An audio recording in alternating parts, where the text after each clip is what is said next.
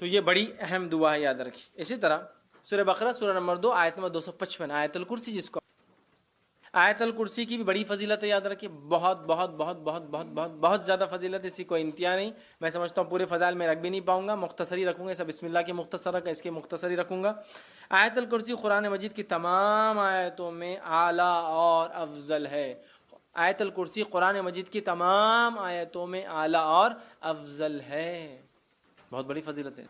آئیے صحیح مسلم کی روایت ہے، ابی بن کعب رضی اللہ عنہ فرماتے اور کہتے ہیں رسول اللہ صلی اللہ علیہ وسلم نے فرمایا، کیا تجھے معلوم ہے کہ کتاب اللہ میں سے تمہارے پاس کون سی آیت سب سے افضل ہے؟ کیا تمہیں معلوم ہے کہ کتاب اللہ میں سے کون سی آیت سب سے افضل ہے؟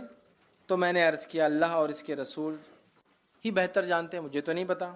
آپ صلی اللہ علیہ وسلم نے دوبارہ فرمایا کہ کیا تجھے معلوم ہے کتاب اللہ میں سے تمہارے پاس کون سی آیت سب سے افضل ہے؟ میں نے عرض کیا اللہ لا الہ الا هو الحی القیوم، یہ آیت الکرسی۔ آپ صلی اللہ علیہ وسلم نے میرے سینے پر جو ہے ہاتھ پھیرا، مطلب شاباشی دیتے نا، ارے ماشاءاللہ، سینے پر جو ہاتھ پھیرا اور فرمایا ابو المنذر، ٹھیک ہے، ان کی کنیت تھی یہ، تجھے علم مبارک ہو۔ تو اللہ لا الہ الا هو الحی القیوم، یہ جو آیت الکرسی ہے، یہ آیت یاد رکھیے سب سے افضل آیت ہے، بہت افضل، بہت فضیلت والی آیت ہے، اس کو ہم بکثرت پڑھنے کی کوشش کیا کریں۔ اسی طرح جو ہے ایک روایت میں آتا ہے، یہ ابو داؤد کی روایت ہے، رسول اللہ صلی اللہ علیہ وسلم صفا مسجد نبوی سے متصل مہاجرین کی رہائش گاہ، مطلب ایک جگہ تھی، وہاں تشریف لائے تو ایک آدمی نے آپ صلی اللہ علیہ وسلم پوچھا، یا رسول اللہ صلی اللہ علیہ وسلم، قرآن مجید میں سب سے زیادہ بڑی اور عظمت والی آیت کون سی ہے؟ آپ صلی اللہ علیہ وسلم نے فرمایا اللہ لا الہ الا هو الحی القیوم، آیت الکرسی آپ نے بیان کی، یہ سب سے فضیلت والی، عظمت والی بڑی آیت ہے، یاد رکھیں۔ اسی طرح سونے سے پہلے آیت الکرسی پڑھنے والے کے لیے اللہ تعالیٰ کی طرف سے ایک فرشتہ مقرر کیا جاتا ہے جو چوری، ڈاکہ اور دیگر نقصانات سے اس کی حفاظت کرتا ہے، نیز شیطان کی بری حرکتوں مثلاً وساوس، جادو، اسی طرح اس کی آصف زدگی اور اس کے خوف سے بھی انسان محفوظ رہتا ہے۔ اتنے سارے فائدے ہیں۔ یقیناً یہ روایت ابو ہریرہ رضی اللہ عنہ کی بڑی مشہور اور معروف روایت ہے، صحیح مسلم میں اور دیگر کتب میں آتی ہے۔ میں اب پوری تفصیلات نہیں رکھتا ہوں، بس مختصر آپ کو واقعہ، چونکہ حدیث بہت لمبی ہے۔ ہوا یہ کہ ابو ہریرہ رضی اللہ عنہ کو آپ نے جو زکوٰۃ کی کھجوریں تھیں اس کے اوپر جو اپوائنٹ کیا، آپ وہاں تھے، رات میں ایک شخص آیا کھجوریں چرا رہا تھا، آپ نے پکڑا، کہا اللہ کے رسول صلی اللہ علیہ وسلم کے پاس پیش کروں گا۔ اس نے کہا کہ میرے بیوی بچے بڑے بھوکے پیاسے تھے، میں مجبور تھا اس لیے لے جا رہا ہوں، میں کل نہیں آؤں گا۔ کہا ٹھیک ہے کل نہیں آنا، چھوڑ دیا۔ صبح ہوئی، اللہ کے رسول صلی اللہ علیہ وسلم سے کہا اللہ کے رسول ایک شخص آیا تھا کھجور چرا رہا تھا، میں نے پکڑا، پھر کہا بیوی بچے میں نے چھوڑ دیا۔ اللہ کے رسول صلی اللہ علیہ وسلم فرمایا آج پھر آئیں گا وہ؟ یہ کہتے جب اللہ کے رسول صلی اللہ علیہ وسلم کہہ دیا آج آئیں گا تو میں تو اب تیار ہو گئی، آج تو نہیں چھوڑوں گا۔ پھر آیا وہ کھجوریں چرا رہا تھا، آپ نے پکڑا، کہا آج تو اللہ کے رسول صلی اللہ علیہ وسلم بارگاہ میں حاضر کروں گا اور تم کو، کیونکہ تم کھجور چرا رہے تھے زکوٰۃ کے۔ کہا نہیں میرے بیوی بچے بھوکے تھے، یہ تھے وہ تھے، بڑا اس نے رونا رویا، ان کو رحم آیا، پھر چھوڑ دیا۔ صبح ہوئی، اللہ کے رسول صلی اللہ علیہ وسلم فجر نے پوچھا کیا ہوا ابو ہریرہ تمہارے قیدی کا؟ کہاں جایا تھا؟ کہا کہاں ہے پھر؟ تو کہا آج بھی چھوڑ دیا میں نے اس کو، لیکن اس نے کہا کل نہیں آئیں گا، تو کہا آج بھی آئیں گا وہ۔ یہ کہتے وہ اب میں نے سوچ لیا آج تو اس کو نہیں جانے دوں گا۔ پھر وہ کہتے ہیں میں نے رات میں پورا مستعدی کے ساتھ میں کھڑا تھا، پھر وہ آیا، آتے ہی میں نے کھجور چرا پکڑا، کہا آج تو تجھے لے کر ہی جاؤں گا، یہ تھرڈ ٹائم ہے، 2 ٹائم تو معاف کر دیں۔ کہا ٹھیک ہے تم مجھے چھوڑ دو، میں تمہیں ایک ایسی خیر کی بات بتاؤں گا جس دعا کو تم اگر رات پڑھ لو سونے سے پہلے تو ایک فرشتہ صبح تک تمہاری حفاظت کریں گا۔ اب چونکہ صحابہ خیر کے متلاشی اور خیر کے بہت زیادہ وہ تھے، حریص تھے، کہا اچھا خیر کا کوئی چیز دے رہا ہے رات میں پڑھنے سے فرشتہ؟ کہا ٹھیک ہے بولو چھوڑ دوں گا۔ تو کہا اگر تم آیت الکرسی پڑھ لو تو ایک فرشتہ تمہارے شیطان سے صبح تک حفاظت کریں گا۔ صبح ہوئی، نبی اکرم صلی اللہ علیہ وسلم کا ابو ہریرہ کیا ہوا کل قیدی کا؟ کہا پھر آیا تھا۔ کہا کہاں ہے پھر؟ تو کہا چھوڑ دیا۔ تو کہا کیا کہا؟ تو کہا اس لیے چھوڑ دیا کہ اس نے مجھے ایک دعا سکھائی، اور اس نے کہا آپ صلی اللہ علیہ وسلم فرمایا کیا دعا سکھائی؟ تو اس نے کہا جو شخص رات سوتے وقت آیت الکرسی پڑھ کر سوئیں گا تو ایک فرشتہ صبح تک اس کی فجر تک حفاظت کریں گا۔ ابو ہریرہ یہ بات اس نے سچ کہی، حالانکہ وہ اکثر جھوٹ ہی بولتا ہے۔ کیا تم جانتے ہو وہ کون تھا جو تمہارے پاس 3 دن سے قید میں آ رہا تھا، پکڑا جا رہا تھا؟ تو کہا اللہ اور اس کے رسول ہی بہتر جانتے ہیں۔ تو کہا وہ شیطان تھا۔ کون تھا؟ وہ شیطان تھا، ٹھیک ہے، لیکن اس نے یہ بات سچ کہی ہے، ٹھیک ہے، یہ بات سچ کہی ہے، تو یہاں بھی پتہ چلا۔ اسی طرح ہر فرض نماز کے بعد آیت الکرسی پڑھنا جنت میں جانے کا باعث ہے۔ پتہ چلا جن شیطان سے محفوظ رہتا ہے ایک فرشتہ حفاظت کرتا ہے. اسی طرح ایک فضیلت اور آتی ہے، ہر نماز کی بات پڑھنے سے کیا ہوتا ہے؟ جنت میں جانے کا باعث ہوتا ہے. حدیث کے الفاظ سنیے آپ کس طرح سے، اور یہ امام نسائی نے جو اپنی کتاب جو عمل اليوم واللیل کے اندر دن اور رات کے اعمال کے اندر نقل کیا، اور وہ فرماتے ہیں، ابو امامہ رضی اللہ عنہ فرماتے اور کہتے ہیں کہ اللہ کے رسول صلی اللہ علیہ وسلم فرمایا، جس نے ہر فرض نماز کے بعد آیت الکرسی پڑھی، اس کے اور جنت کے داخل ہونے کے درمیان موت کے علاوہ کوئی رکاوٹ نہیں ہے. مر جائے تو سیدھا جنت میں جائیں گا. لیکن یہ آیت الکرسی پڑھنا ہے. آیت الکرسی کو سر پہ ہاتھ رکھ کے پڑھنا لفظ نہیں ہے.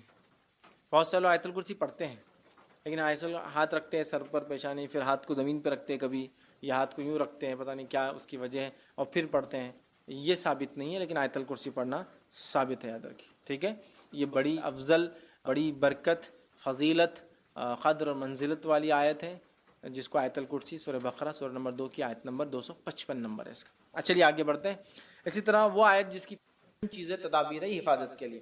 ٹھیک ہے، آئیے دوسرا پوائنٹ، دوسری چیز جو حفاظت کے لیے ہم دیکھیں گے کہ مصیبت آنے سے پہلے ہم کیا کریں یا نہ ہے اس کے لیے کیا کریں.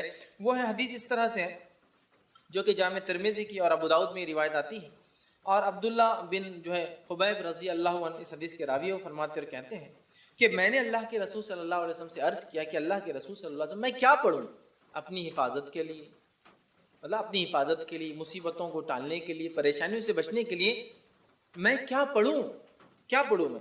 تو نبی اکرم صلی اللہ علیہ وسلم ان کو حل دے رہے ہیں، کیا پڑھنا ہے تم کو اپنی حفاظت کے لیے، مصیبت اور پریشانی سے بچنے کے لیے.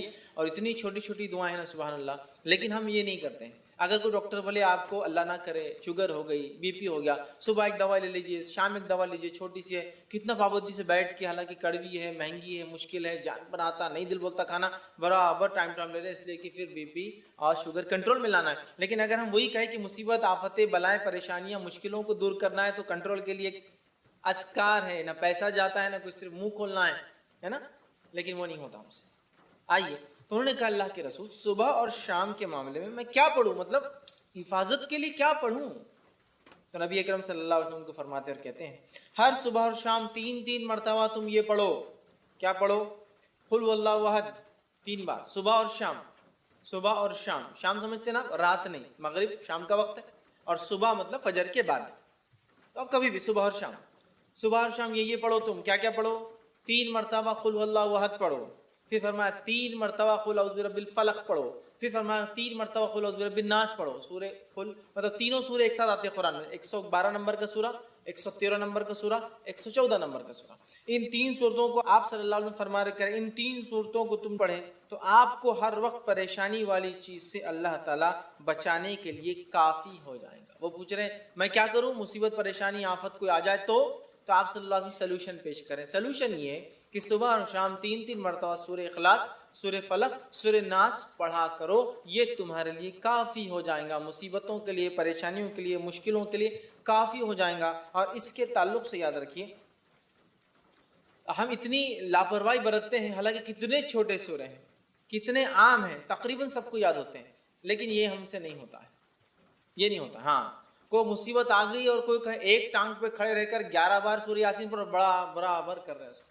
آدھی رات کو چھت پہ جا کر ایک ٹانگ پہ کھڑے رہ کے سورہ یاسین 11 بار پڑھو، حالانکہ 8 پہ 10 بار میں نیچے گر کے پڑھتے، دوسرا بار بھی ٹوٹ جاتا جو اچھا تھا.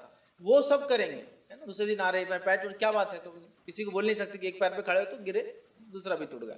وہ نہیں بولو، وہ برابر کریں گے. آنے کے بعد 21 دن تک جو ہے سورہ یاسین کو آپ یہ پڑھو، حالانکہ ثابت نہیں ہے. پورے قرآن کو الٹا پڑھنا شروع کرو، وہ بھی ہم کریں گے. کتنا سلوشن، کتنا آسان ہے. 1 سورہ، 2 سورے اور 3 سورے، کتنی آیتیں ہو رہی ہیں، کتنی چھوٹی چھوٹی آیتیں. قل هو اللہ احد ہو گئی ایک آیت، اللہ الصمد، لم یلد ولم یولد ولم یکن لہ، 4 آیت. چلو ماشاءاللہ ہو گئی. 4 آیتوں کو 3 بار بولے تو کتنے بار ہو رہا؟ 12 آیت ہے نا. یہ اتنے کم جملے ہیں کہ اس سے کئی گنا، کئی درجے زیادہ جملے میں اور آپ بولتے ہیں دن بھر میں، بات کرنے کی شکل میں، بیوی سے، بچوں سے، پڑوسیوں سے، باس سے، کسٹمر سے. صبح شام 3 مرتبہ پڑھنا ہے، اور 3 مرتبہ پڑھ کے فنش، آپ نے اپنے آپ کو محفوظ کر لیا. صحابی کیا فرما رہے کہ میں کیا کروں حفاظت کے لیے؟ آپ صلی اللہ علیہ وسلم کیا سلوشن دے رہے؟ تم یہ 3 چیزیں صبح اور شام پڑھ لو. مطلب 3 بار 3 سوروں کو صبح اور شام پڑھنا ہے، تو گویا 3 بار 3 سورے دن میں ہو تو 9 اور شام میں 9، اتنے سورے پڑھنا ہے. اور اس کے بعد یہ ہوں گا، آپ صلی اللہ علیہ وسلم فرماتے ہیں کہ 3 مرتبہ پڑھو اور پڑھیں تو آپ کو ہر آفت و پریشانی والی چیز سے بچانے کے لیے یہ کافی ہے. اور نبی اکرم صلی اللہ علیہ وسلم کی حدیث بھی اس صورت کے تعلق سے سورہ فلق اور سورہ ناس کے تعلق سے آپ نے فرمایا ان دو صورتوں سے بہتر پناہ مانگنے والی کوئی صورت نہیں. ان دو صورتوں سے بہتر, ان دو صورتوں میں آپ صلی اللہ علیہ وسلم بیمار ہوئے, خود پڑھتے تھے سورہ فلق سورہ ناس. بخار آیا جو آپ کا آخر مرض تھا, خود نہ پڑھ سکے تو کیا کہا اپنی زوجہ محترمہ سے عائشہ رضی اللہ عنہا سے تم پڑھ کے دم کرو. نبی اکرم صلی اللہ علیہ وسلم پہلے کچھ دعائیں پڑھا کرتے تھے حسن اور حسین کو نظر نہ لگے, بولے نظر بد. جب سورہ فلق سورہ ناس آئی صحابہ بولتے وہ آپ نے دعائیں چھوڑ کے سورہ فلق سورہ ناس پڑھ کے دم کرنا شروع کر دیا. تو بخار آیا بیمار ہوئے تو آپ نے یہ پڑھا, بچوں کو نظر نہ لگی تو آپ نے یہ صورتیں پڑھی. آندھی اور طوفان آتی تب بھی آپ یہ دو صورتیں پڑھتے ہیں. آندھی اور طوفان آ گئی سفر میں, قل اعوذ برب الفلق اور قل اعوذ برب الناس آپ تلاوت کرتے آندھی اور طوفان سے. جادو ہوا تو جادو کا علاج اسی سے کیا گیا, سورہ فلق اور سورہ ناس. کتنی عظیم صورتیں ہیں, کتنی اہم صورتیں ہیں, لیکن معوذتین انہیں کہا جاتا ہے. لیکن ان صورتوں کے تعلق سے ہمارا رویہ کیا ہے مجھے زیادہ بتانے کی ضرورت نہیں ہے. ہمارا معاملہ دین کے معاملے میں کیسا ہے, سب کچھ دنیاوی کرنے کے بعد پھر دیکھیں گے اسلامک سلوشن کیا ہے. اصول کیا ہونا چاہیے, سب کچھ دینی کرنے کے بعد ہم سوچیں گے پھر دنیا کے اعتبار سے کیا کرنا چاہیے. اسلام نے کیا سلوشن کیا پہلے وہ چیک کر لیتے ہیں, پھر سلوشن دیکھیں گے دنیا میں کیا ہے. ہمارا معاملہ کیا ہے, سب کچھ دنیا میں. کسی کو بخار آیا بچے کو تو پہلے کیا کرتے ہیں, بخار آتی بھاگ کے تھرمامیٹر لاتے ہیں, جبکہ کیا کرنا چاہیے تھا سورہ فلق سورہ ناس پڑھ کے دم کرنا چاہیے. اچھا مار لگے تو ہم سب سے پہلے کیا کرتے ہیں, یا تو زخم ہوا تو بینڈیڈ لگانے کے لیے بھاگ رہے ہیں, یا پھر کوئی اسپرے مارنے کے لیے تاکہ وہ درد وہ تکلیف دور ہو جائے, یہ کر رہے نا. جبکہ حدیث میں کیا تھا, جب کسی کو مار لگے تکلیف ہو تو اس جگہ ہاتھ رکھ کے کیا پڑھے وہ 3 بار بسم اللہ پڑھ لے, یہ اس کے لیے کافی ہو جائے. علاج بھی کرنا ہے لیکن پہلے بسم اللہ پڑھنا ہے 3 بار. تو اس چیز میں کیا ہوں گی, رفاقت, ڈھیل, آسانی ہو جائے. ہم کیا کرتے ہیں, پہلے اللہ کا ذکر چھوڑ کے ارے باپ رے, ارے ماں گے بخار آ گیا اس کو تو ہے نا, ارے باپ رے کتنا بخار آ گیا اس کو. اللہ کا ذکر چھوڑ کر ماں اور باپ کو یاد کر, جبکہ دونوں کچھ بھی کام نہیں آئیں گے مصیبت میں. انسان کبھی تو سامنے کھڑا ہوتا ہے لیکن کچھ نہیں کر پاتا اپنے بچوں کے لیے. کیا کر سکتا ہے, نہیں کر سکتا, اس کے بس میں نہیں ہوتا. تو جو کر سکتا ہے وہ ذات کو چھوڑ کر جو نہیں کر سکتے ان کو یاد کرنے میں کوئی فائدہ نہیں آتا. سمجھ رہے ہیں بات کو, تو یہ عادی ہم بنا لیں. یہ دوسری چیز تھی. پہلے ہم نے رات کی حفاظت دیکھ لی,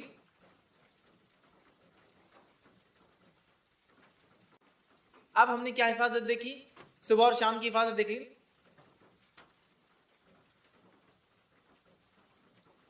صبح اور شام پڑھنے سے کیا ہوتا ہے, سارا دن مصیبت پریشانی سے آپ سیف گارڈ ہو. چلیے آگے بڑھتے ہیں, آ جائیں گے. ادھر کسی نے ایک سوال کیا کہ انکیوریبل ڈیسیزز کے لیے کیسے دعا مانگے اور صدقہ اور خیرات کیسے کریں. دیکھیں انکیوریبل ڈیسیزز کے لیے بھی دعا ویسے ہی مانگے جیسی دعائیں آپ ہر چیز کے لیے مانگتے ہیں.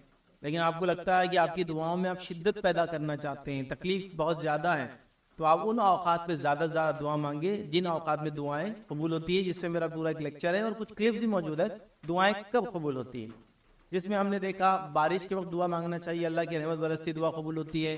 رات کے تیسرے پہر مطلب سحر کے وقت دعائیں کرنا چاہیے, اللہ تعالیٰ دعائیں قبول کرتا ہے, چونکہ آسمانی دنیا پہ اللہ تعالیٰ آ جاتا ہے. ٹھیک ہے, جمعہ کے دن ایک گھڑی ہوتی ہے جو عصر سے مغرب کے بیچ آتی ہے, اس میں مانگی گئی دعا رد نہیں ہوتی. آتی کہ والدین کی دعا اپنے اولاد کے حق میں رد نہیں ہوتی ہے. دیکھ ہم نے مظلوم کی دعا اللہ تعالیٰ ڈائریکٹ قبول کرتا ہے, اس کے بیچ میں کوئی آڑ کوئی بیچ میں رکاوٹ نہیں ہوتی بلکہ عرش تک پہنچ جاتی ہے. یاد رکھیے. اور بھی اس طرح کی کئی باتیں ہم نے بہرحال اس لیکچر اس کلپ میں بھی ایک پورا لیکچر بھی ایک کلپ بھی ہے تو اس میں ہم نے دیکھی تھی. اور اس کے ساتھ ساتھ ایک اور لیکچر ہے میرا جس میں نے یہ رکھا ہے کہ وہ لوگ جن کی دعائیں قبول نہیں ہوتی وہ بھی دیکھ لیا آپ. کے ایسا تو نہیں ہم وہ اعمال کرے جس کی وجہ سے ہماری دعائیں قبول نہیں ہوتی ہے, وہ دونوں کر لیا اور خاص مواقع پہ کرے. اور اس کے علاوہ جب بھی آپ کو موقع ملے جیسے وقتاً فوقتاً اللہ تعالیٰ سے دعا کرے.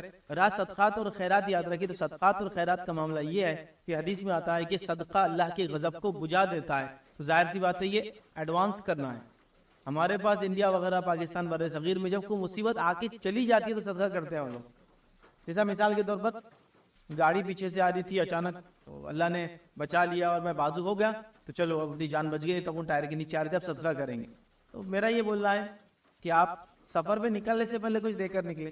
حدیث نے صدقے کی کوئی کوانٹٹی تو متعین نہیں کی, حتیٰ کہ حدیث میں تو یہاں تک ہے کہ جب ایک آدمی ایک کھجور صدقے میں دیتا ہے تو اللہ تعالیٰ اس کو اپنے سیدھے ہاتھ میں لے لیتا ہے اور اس کو اتنا بڑھاتا ہے اور ایسے سنبھالتا ہے جیسے تم میں سے کوئی اپنے جانور کے بچڑے کو پالتا ہے. حدیث میں الفاظ تمہارا تو ایک ہی کھجور ہے. صدقے کا کوئی مسئلہ نہیں, کوئی کوانٹٹی نہیں. ہمارے پاس ہوتا یہ ہے کہ جب مصیبت ٹل جاتی ہے، مشکل پار ہو جاتی ہے، مصیبت آگے چلی جاتی ہے، تو بولتے ہیں صدقہ دو. پہلے کرنا ہے ایکچولی. اللہ کی غضب آپ کو لگ رہا ہے غضب کی وجہ سے ہوا، تو پہلے کام کرنا ہے ایڈوانس. مطلب ایک روٹین بنا لیجئے کہ آپ صدقہ دیں. لیکن یہ روٹین میں یہ بھی شامل نہ ہو جس طرح سے کچھ لوگ میں نے دیکھا گھر سے اٹھتے ہیں، نکلتے ہیں اور راستے میں ہر بیٹھے فقیر کو دیتے ہوئے جاتے ہیں. وہ طے کر لیتے 1 3 5 کو دیتے ہوئے جائیں گے. اب یہ فقیر بیچارے کون ہے کیا ہے جن کو گاڑیوں میں لا کے اتارا جا رہا ہے، صبح ایک سروس آ کے چھوڑ کے جاتی ہے، شام ایک سروس آ کے اٹھا کے لے جاتی ہے. یہ ایکسیسو ہو رہی ہے. یہ فقراء وہ نہیں ہے جو مسکین اور فقیر ہوتے ہیں، تو یاد رکھیے ان کو دے جن کو آپ جانتے ہو کہ واقعی مستحق ہے، مسکین ہے. اور یہ ہر جگہ آپ کو ایسے لوگ ملیں گے. فقیروں سے زیادہ مستحق یاد رکھیے مسکین ہوتے ہیں. مسکین کو آپ پہچان نہیں سکتے، اس کو تلاش کرنا ہوتا ہے. تلاش کریں، مسکینوں کو ملیں گے آپ کو اطراف میں بہت زیادہ بہرحال، لیکن وہ ایڈوانس میں دینے کی کوشش کرے. تو اور صدقہ خیرات کیسے کرے؟ تو صدقہ خیرات آپ جیسے کرنا چاہے کریں، لیکن ایک گزارش جو میں اور ایک کروں گا آپ کے ساتھ وہ یہ ہے، ایک تو پہلے کرے بتا دیا میں نے، ایک اور گزارش، صدقے کو آپ کیش میں دینے کی کوشش کریں. ہمارے پاس ایک عجیب ٹرینڈ ہے، جان کے بدلے جان، مال کے بدلے مال، اناج کے بدلے اناج. کیا کہتا تھا کسی کی جان بچ گئی تو بولتے بکرا دو. اب ایک آدمی کو بکری کی ضرورت ہی نہیں، اس مسکین کو، اس کے لالے پڑے ہوئے کھانے کی. ٹھیک ہے آپ بولیں گے بکرا کھا سکتا ہے. ایک بکرا اگر ذبح بھی کر دے کتنے دن چلیں گے بتاؤ مجھے؟ لیکن اسی بکرے کی کاسٹ اگر آپ دے دیں تو کئی دن زیادہ بلکہ مہینہ گزر جائیں گا اس کا. جیسے کہ ایک بکرے کی کاسٹ 6000 ہے، آپ نے 6000 دے دی، تو میں سمجھتا ہوں ایک غریب انسان کے لیے 6000 روپے ایکویولنٹ ٹو 1 منتھ راشن پورا ہو جاتا ہے اس کا. اب آپ بکرا دے دے رہے اس کو. اچھا یہ بھی ایک عجیب مسئلہ ہے، مذکر دیتے مؤنث نہیں دیتے ہیں. بکرا کیا فائدہ دیں گا؟ بکری تو فائدہ دیتی ہے، چلو بکری ہے تو پال کے بڑا کر کے ایکسپیکٹ کر سکتے کہ بچے ہوں گے. بکرا کیا دیں گا بتائیے آپ؟ کچھ بھی نہیں کرتا. تو عجیب ایک ٹرینڈ ہے، بنا ہوا ایک سسٹم. تو یہ مت کیجیے. گزارش کروں گا وہ جان کے بدلے جان، انڈا یہ مت دیجیے. آپ کیا کریں؟ کیش دیجیے. کیش میں کیا ہوگا، وہ مستحق بیچارہ اس صدقے سے جو حاصل کرنا چاہیں گا فائدے حاصل کر لیں گے. لیکن ہمارے پاس یہ بھی غلط ہے کہ وہ چیزیں دیتے، یاد رکھیے جو ایسی جو کبھی کبھار اسی تو ایسا کہ آپ صدقے میں کپڑا دے رہے ہیں، بیچارے کو ضرورت کھانے کی ہے. صدقے میں آپ بکرا دے رہے ہیں، بیچارے کو ضرورت کیش کی ہے. صدقے میں آپ فلاں، تو کیش دے دے، کیش سے ہر چیز لی جا سکتی ہے تو یہ آسانی سے ہو جائے. ایک اور غلط فہمی جس کے تعلق سے کہوں گا اس کو دور کریں. صدقے کو ہاتھ لگانا ضروری ہے. اناج لاؤ ہاتھ لگاؤ آگے. بکرا لاؤ، بکرے کا پرابلم یہ ہے کہ بکرا ٹائلس پہ چلتا نہیں. پکڑ پکڑ کے بکرے کو اندر لاتے، گود میں اٹھا کے اس کو لا رہے. ٹائلس پہ چلنا نہیں آتا جانور کو، ہاں پکڑ کے لا رہے. چلتا بھی تو ایک دم عجیب اسٹائل میں چلتا ہو، چونکہ اس کو مشکل ہوتا ہے ٹائلس نہیں ہاتھ لگانا. بیمار ہے تو ہاسپٹل میں ICUs میں لے جا رہے بکرے. آپ سمجھ پنی بنا کے لے جا رہے ہیں کیونکہ وہ منع کرتے ہیں نا، لیکن بولے ہاتھ لگانا ہمارے دھرم میں کوئی ضروری نہیں. آپ رہتے امریکہ میں، آپ صدقہ دے دیجیے اپنے گاؤں میں جو آپ بلانگ کرتے ہیں، انڈیا پاکستان بنگلہ دیش نیپال جہاں بھی، وہ وہاں ہو جائے گا. کوئی ہاتھ لگانا ضروری نہیں ہے. کوئی اچھا نہیں بولے ہاتھ نہیں لگا تو کم از کم نظر بھر دیکھنا اس کو. تو وہ لا رہے انہوں لیٹے لیٹے دیکھ رہے نظر بھر اور پھر وہ کر رہے. مطلب اتنے توہم ہے ہمارے پاس، عجیب و غریب چیزیں ہیں. اچھا یہ پرفیکشن نمازوں میں نہیں ہے. جب بتایا گیا نماز ایسی ہو، روزہ ایسا ہو، زکوٰۃ ایسا ہو، حج کے ارکان ایسی، وہاں نہیں ہے.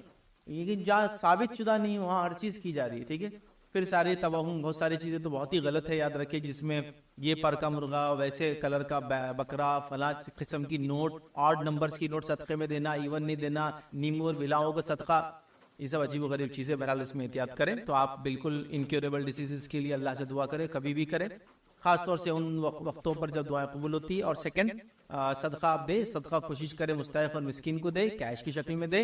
اور صدقے کو ہاتھ وغیرہ لگانا بالکل بھی ضروری نہیں ہے. اور کوشش کریں ایڈوانس دے دیا کرے جب آپ کو لگتا ہے کوئی کام ہے، مصیبت ہے، تکلیف ہے، دکھ ہے، پریشانی ہے، کٹھن راستہ ہے، مشکلات سے گزرنے والے، تو ایڈوانس میں صدقہ دیا کریں.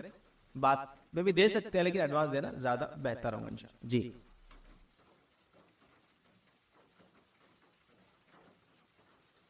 السلام علیکم. آپ بھی ہمارے اس کام میں تعاون کریں اپنی زکات و صدقات کے ذریعے. ڈونیشن ڈیٹیلز کے لیے ڈونیٹ پر کلک کریں. اگر آپ کو ہمارے ویڈیوز پسند آئے ہیں تو اسے شیئر کریں اور اس کا حقدار بنیں. روزانہ ہمارے ویڈیوز کو پانے کے لیے ہمارے یوٹیوب چینل کو سبسکرائب کریں اور بیل آئکن